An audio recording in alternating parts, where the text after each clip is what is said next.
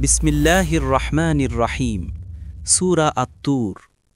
ওয়াত-তুরি, শপথ তুর পর্বতের।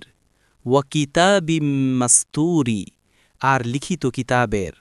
ফি রক্কিম মানশুরি, খোলা পৃষ্ঠায় লিপিবদ্ধ।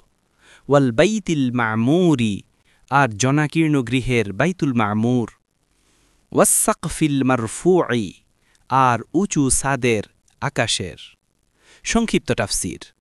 সূরা আত-তুরে আল্লাহ তুর পর্বত, কিতাব, বাইতুল মামুর আর আকাশের শপথ করে বলেন, আখেরাত অবশ্যই সত্য। কাফিররা আখেরাত অস্বীকার করলেও তাদের শাস্তি অবশ্যম্ভাবী। জান্নাতে মুমিনদের নেয়ামত, নিরাপত্তা, সুখ ও পরিবার পরিজনের মিলন বর্ণনা করা হয়েছে। জাহান্নামের ভয়াবহ শাস্তি, ধোঁয়া ও ফুটন্ত পানির আযাবের কথা বলা হয়েছে। আল্লাহ রসূল সাল্লাল্লাহু আলাইহি ওয়াসাল্লামকে সান্ত্বনা দিয়েছেন, বলেছেন, অবিশ্বাসীরা তাকে মিথ্যাবাদী বলবে, কিন্তু সত্যের বিজয়ী হবেই। বিশেষ ঘটনা।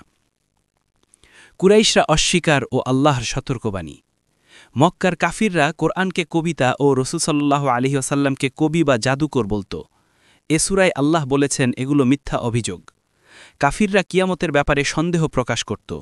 তখন আল্লাহর শপথে ঘোষণা এলো, শাস্তি অবশ্যই ঘটবে। হাদিসে এসেছে, রসূল সাল্লাল্লাহু আলাইহি ওয়াসাল্লাম রাতে সূরা আত-তুর পাঠ করতেন এবং এতে কিয়ামতের দৃশ্য বর্ণিত হলে তার চোখ ভিজে যেত। তিরমিজি, হাদিস নাম্বার ৩২৯৩।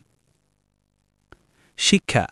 আল্লাহর শপথ মানুষকে আখেরাতের বাস্তবতার দিকে সতর্ক করে।